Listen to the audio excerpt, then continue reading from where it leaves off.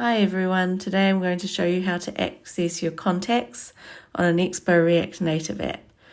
So first off, you're going to want to Expo install Expo contacts, and then from there you can import star as contacts from Expo contacts.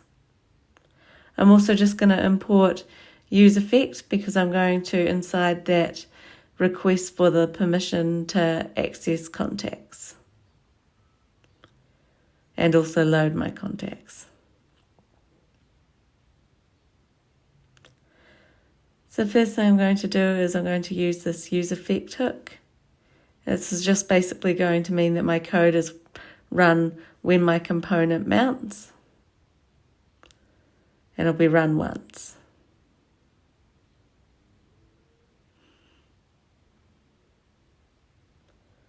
I'm going to create an asynchronous function inside here.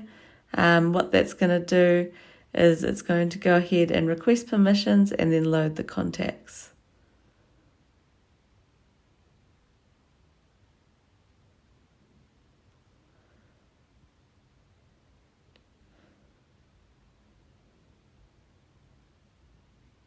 So we'll go contacts.request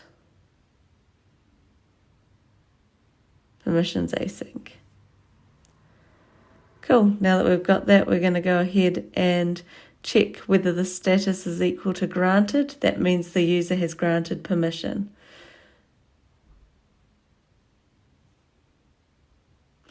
If they haven't granted permission, then we're probably going to want to show some sort of message to the user so they know why nothing's happening. So I'm just going to use state to set an error message. So I'll just define my error message state variable here and my method to set it. By default, I'll have this as undefined.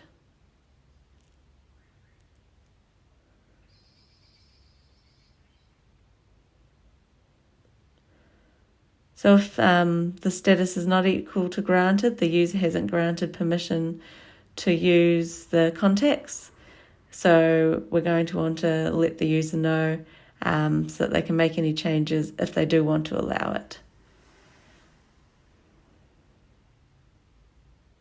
If the status is granted, we can go ahead and load the contacts.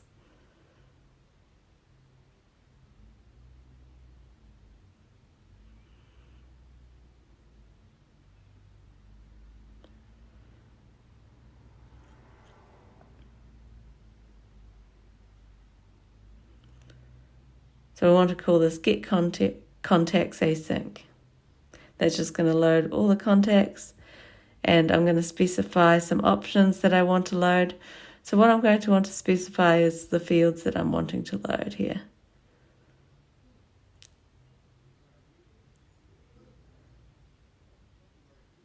So I want the birthday, I want the first name and last name, the emails, and I also want their phone numbers.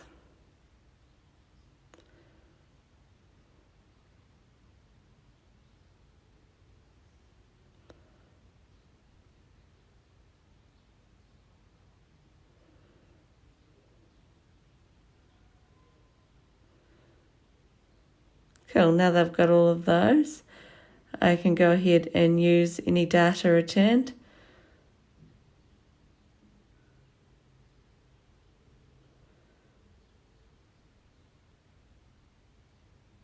So just check the length of the data, and if the data's length is greater than 0, then I'm going to set a new state variable for contacts.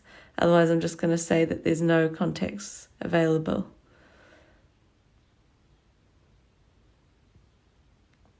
This just will give the user a bit more of a insight as to why there's nothing showing on screen when they click to select a contact. Also just console logging my data because I'm not 100% sure of the format. I'll use that to build out my view of my contacts in a minute. And I'm setting that state variable for contacts. I'll use that when I am actually building my view.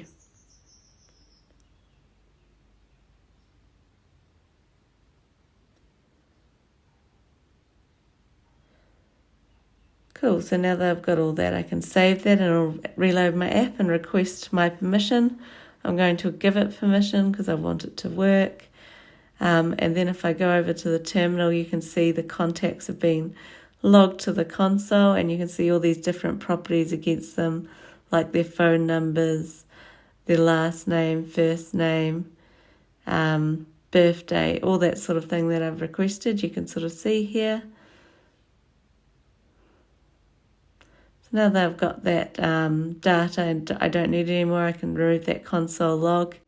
And I'm going to want to replace this text here with my error message, just so the user knows what's going on and they've got that prompt on screen if there's no context showing.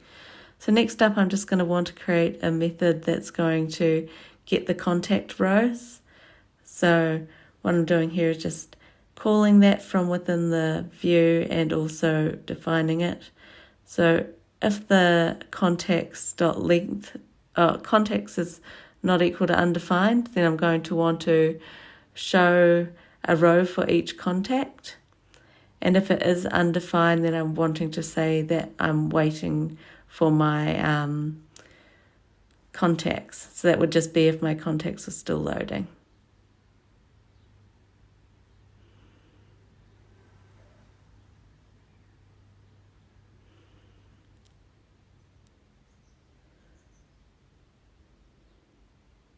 So now I can define what my contacts, what it's going to show for my contacts when I have contacts that I've loaded. So I'm just going to return here. I'm going to return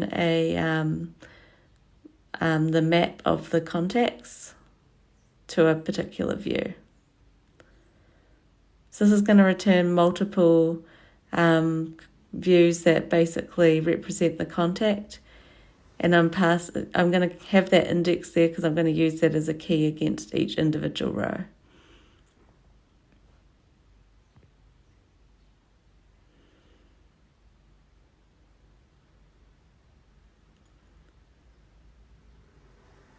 So first off, I'm going to have the contact name.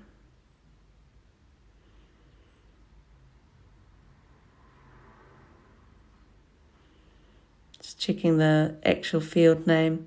So it's a lowercase, so a camel case, so first name.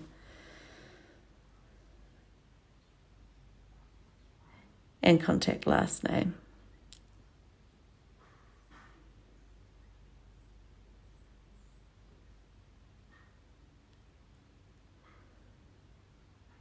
Then I'm going to want to go ahead and show the birthday as well.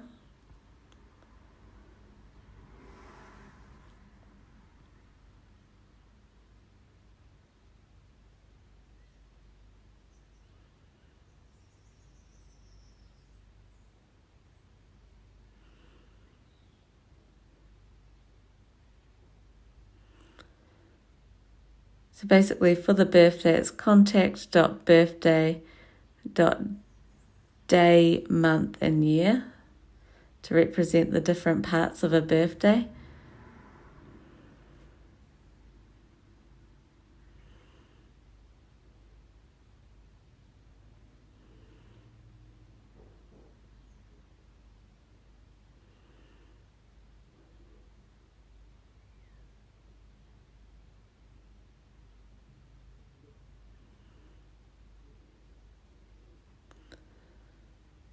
And I'll also put that year in.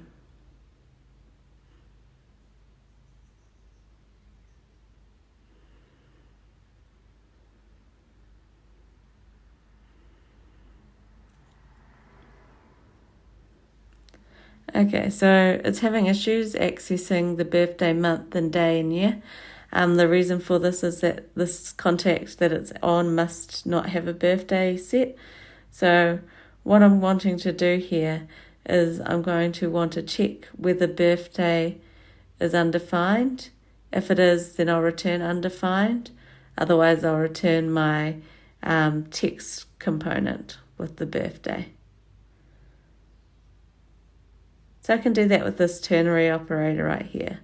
So I'll just check birthday, and if birthday exists, then it's going to go ahead and show my text component. Otherwise, it'll show undefined. I mean, it won't show anything because I'll return undefined.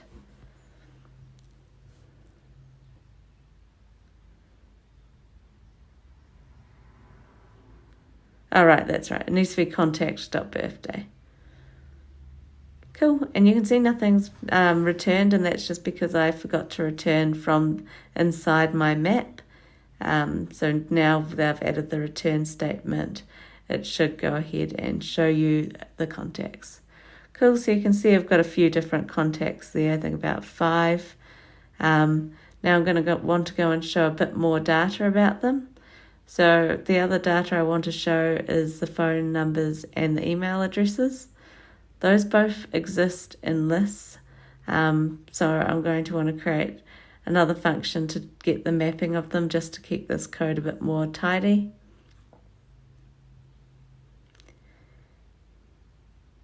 And I'll do the same for emails.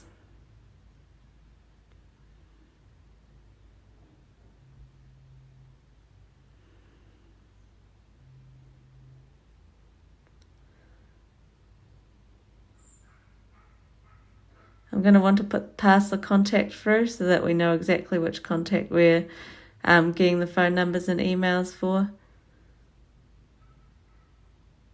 And also, like I said earlier, you can see there's that warning down the bottom. It's because I haven't specified a key for that view returned from the map.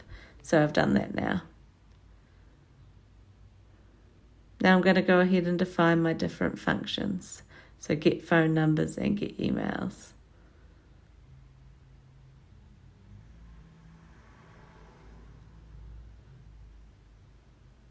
So you can see emails as this array, much like phone numbers.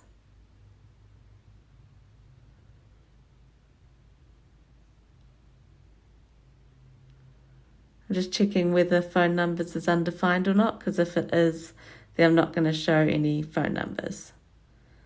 I'm just fixing my syntax here.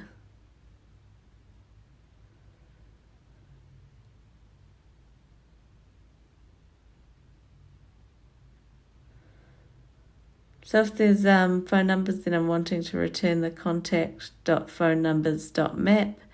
And once again, I'll have the phone number and the index so I can add the key.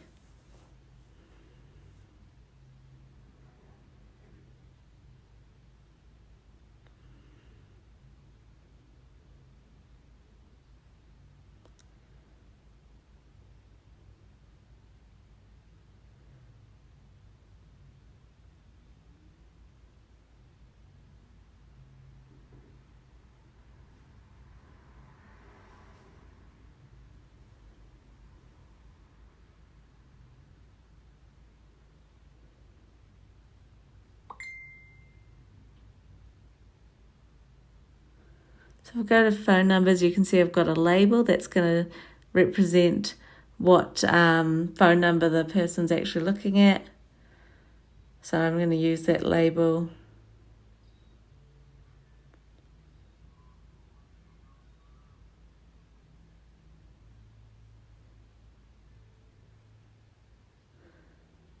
And then I'm going to use the phone number. So the phone number that I want to use is the formatted one, so I'm going to go phone number.number. You can also use the plain digits if you preferred.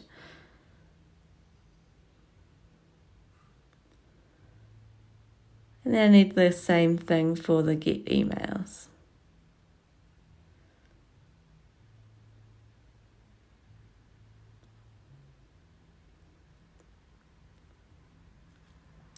Cool, so if I refresh that, you can see they've got the phone numbers. I don't have the emails yet because I haven't gone ahead and implemented my get emails function. But now I'll go ahead and implement that.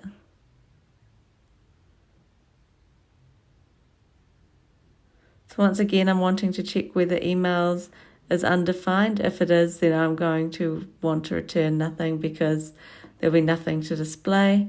Otherwise, I'm going to return the mapping of emails.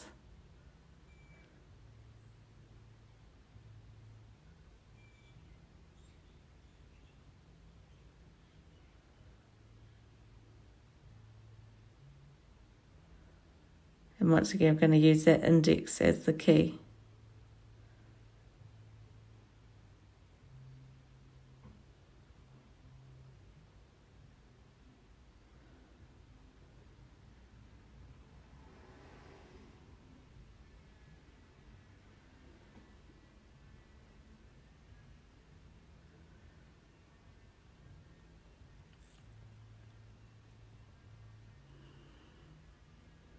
So this code's actually looking mighty similar to the get phone numbers function. So I'm actually just going to refactor that so that I can reuse the same logic for my phone numbers and email, because a phone number and email both have a label and they both have a value that I want to display. So I'm going to pass in the data, which will either be phone numbers or emails, and the property will just be what property I want to access, so whether it's email or phone number.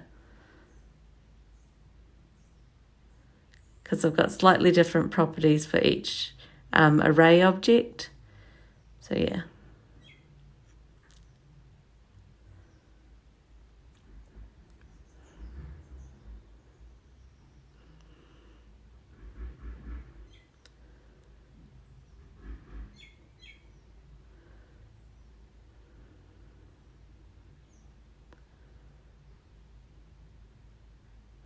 So I'm going to want to pass in the property that I want to access inside the square bracket here, and I'll change phone number there to be data.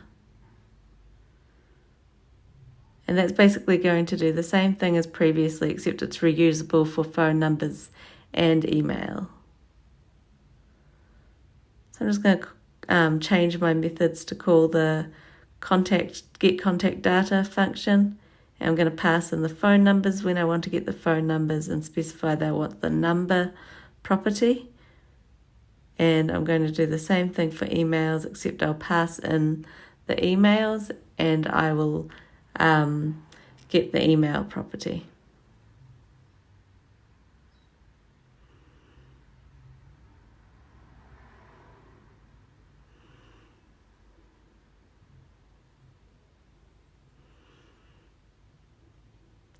Cool, so if I go ahead and save that, you can see I've got the emails and phone numbers on screen. But one problem you may be able to notice is that it's going off screen. So just fix this, I'm just going to go ahead and add a safe area view. The safe area view basically keeps you within the bounds of the safe area for iOS. So because it's got that funny screen that goes all the way to the edges, this is kind of necessary, and if you've got a lot of content, it'll just add that automatic margin for you. You can see it's still overflowing, and that's because I've got more content than what will fit on the screen. So what I'm going to want to do is I'm just going to want to go ahead and add a scroll view here. And I'm just going to wrap all those contact views inside the scroll view. So I'm just going to pull those contact rows out. The error will now display below the scroll view, if there is any. If there are errors, there wouldn't be much content anyway though. So you can see it's now within the bounds of the page and scrollable. So that's pretty much all I have for you today. You can see how you can access contacts in Expo React Native. I'm just going to add a little bit more styling to it just to make sure you can sort of see the boundaries between the contacts a bit better. But obviously if you're actually doing this, you'd probably have something a little bit nicer and a little bit more styled anyway. I'm just adding a little bit of a margin so that when you see the different contacts, it's obvious where one starts and where one ends. So if I just add this contact style and save, you'll see that there's now a nice separation between the different contacts. I hope you've enjoyed this tutorial today. If you have, please like and subscribe for more content. All my code will be available on GitHub. Thank you.